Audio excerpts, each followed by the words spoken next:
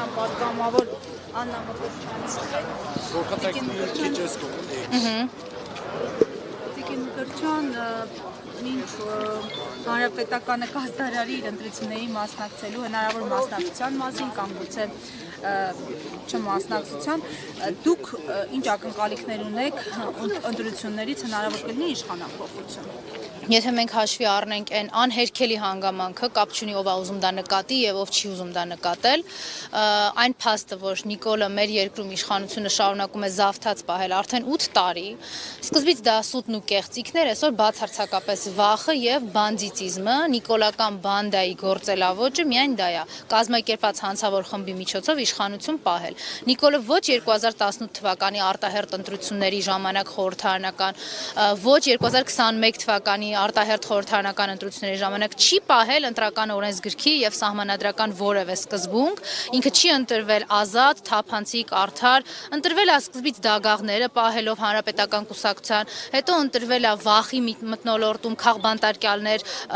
ունենալով բանտերում եւ այս տրամաբանության մեջ հույս ունենալ կամ ինչ որ ավանց տալ Նիկոլին, որ լինելու է ազատ, արդար, այս անգամ Նիկոլը փոշմանել է եւ հերթական բաժինը Հայաստանից հանձնելուց հետո փորձելու է ինչ-որ ընտրական պրոցեսներ ապահովել, ես կարծում դա անգամ միամտություն չի, դա հանցավոր ինքնավստահությունն է, որը թույլ տալ չի կարելի, եւ այդ հանգամանքին նպաստող եւ ապացուցող շատ այլ գործոններ էլ կան, տեսեք մի հատ իրանց անսահման լկտիությունը ցանկացած ոլորտում, ինչ ենք մենք մենակ քաղաքական եւ ընտրական պրոցեսների վրա ֆիքսվում, այսօր մենք էլի այս հակակոռուպցիոն դատարանում ենք, այն դատարանը, որը ստեղծվել է արտակարգ ռեժիմով, Նիկոլի ընդդիմախոսներին դատելու, Նիկոլի ընդդիմախոսներին ճնշելու համար հնարավորություն չտալու քաղաքական եւ քաղաքացիական դիրքորոշում ունենալու եւ նայեք ինչա կատարվում մեր շուրջը այսօր Նիկոլի արդարացան նախարար աշխատողը, որը իր իրավագիտակցությամբ ոչնչով չի տարբերվում ՔՊ-ական ուսապարկ Արփինե Դավոյանից, ինքը ուղղակի